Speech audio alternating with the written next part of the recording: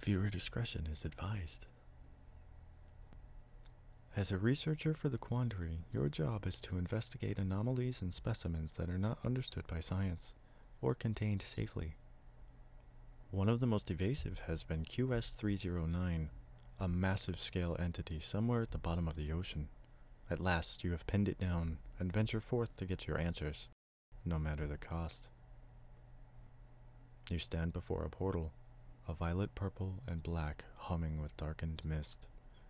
You've trained for this for years, the chance to head an expedition for the Quandary, an expedition to understand the most dangerous specimen on file.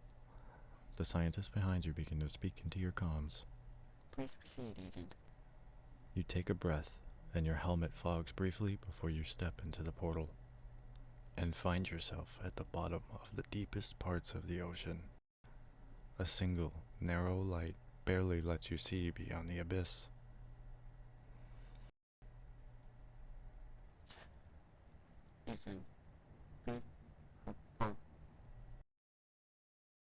Static answers and terrible, ineffable quiet. Quiet so powerful that you can hear the blood running in the veins in your ears. Some rather large fish flit towards you, nuzzling and exploring you. It's almost kind of cute, until... Do you find it charming that they come to you like your land animals? You are anthropomorphizing them, you know. You think they are affectionate when really they are seeking refuge from a much, much larger predator. You forget yourself for a moment before remembering you are there with a purpose. You've questions for me.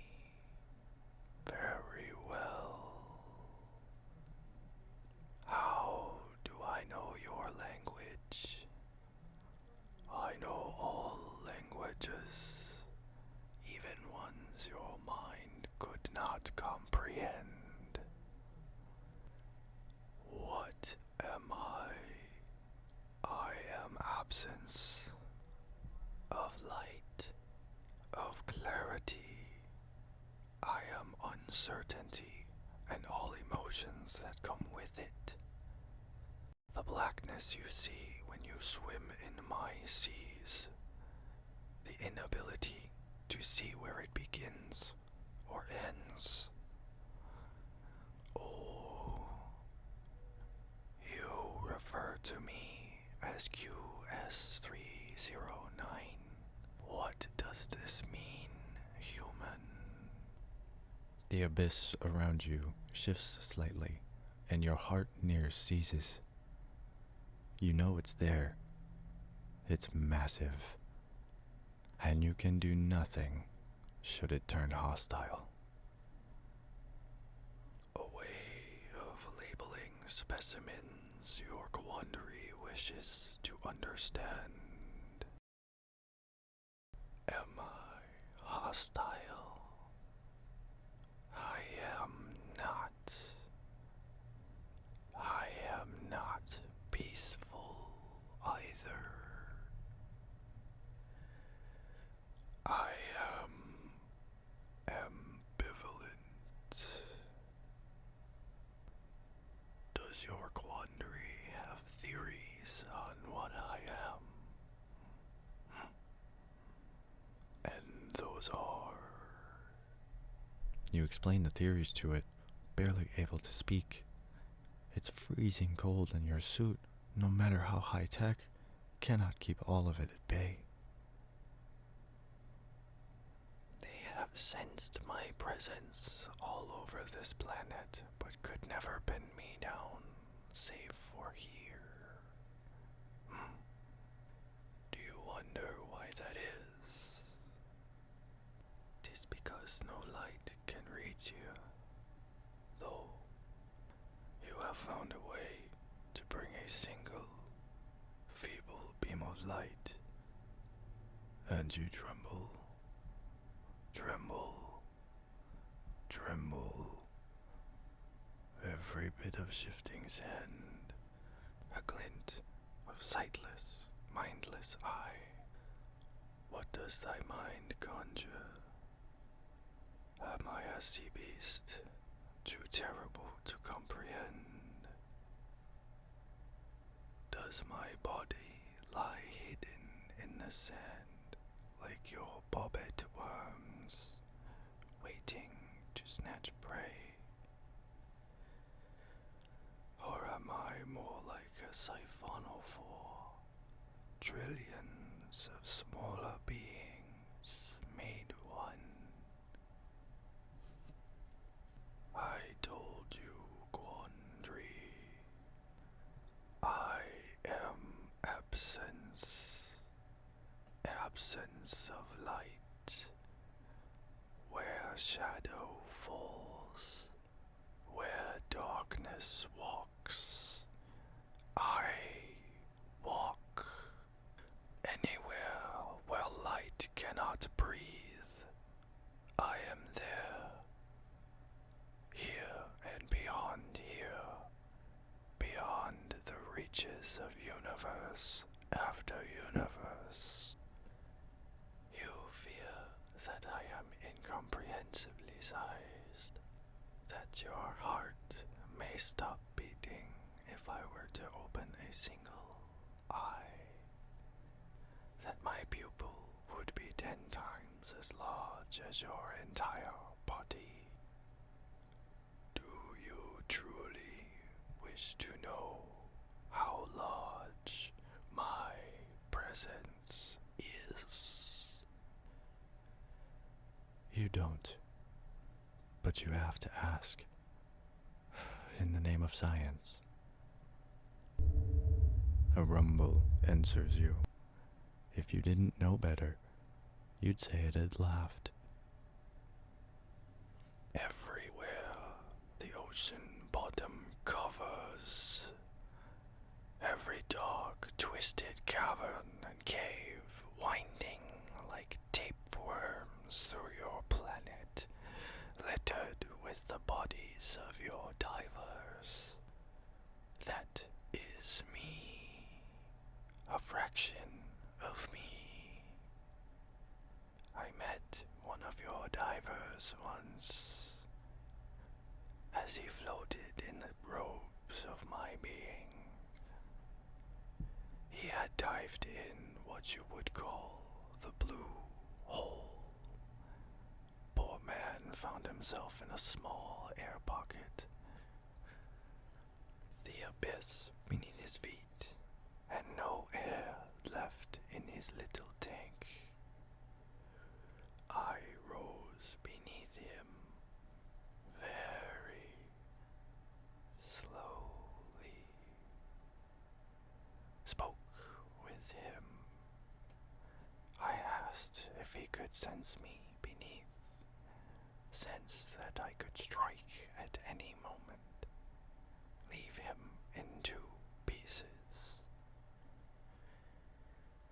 Don't you think that would have been more merciful, quandary?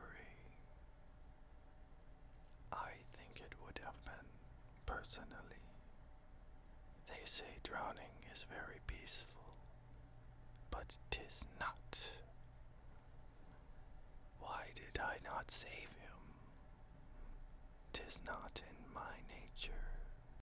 One does not see murder in plain sight and blame the night for it. One blames the aggressor. In his case, he was the aggressor against himself. The ocean, the shadows, the night, absence. You creatures do love to think that something among us is looking out for you, that someone is listening. Even you, quandary, have some hope that I am warming to you, would never harm you. But you have harmed yourself coming here. The sand shifts harder, and somehow something blacker than the blackness of the deep sea begins to stir. Your mind can't accept what you are seeing, cannot even begin to think of words that might describe it. You set your headcam to record. Your comm crackles again, and you can hear your coworkers screaming in terror and confusion as they see what you see. Jesus Christ, what is that thing? You hear them pleading for you to stop recording, even a female voice wailing to make it stop, but you can't. Is your curiosity sated? Oh, of course it isn't. You strange creatures are never satisfied, even when not knowing is to your benefit. Very well. QS-309 is a rather sterile manner in which to address me. I was given one name once by your kind and those that thought themselves above you. The Olympians that so sneered upon the rest. But they knew better than to test me.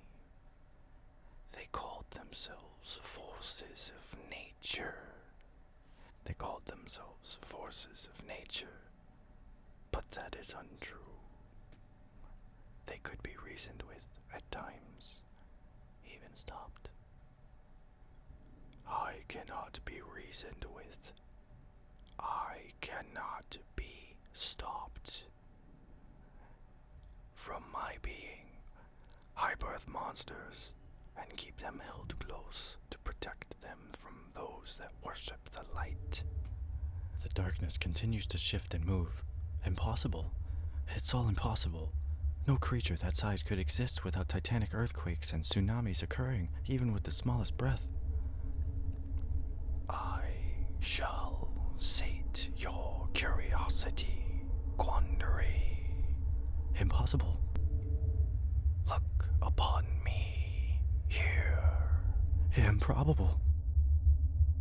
I am Nyx. It's over. Look upon me and despair. All you can hear is your heart trying to flee your ribcage as your lone beam of light begins to bleed away. You can hear your coworkers screaming still until it all goes black.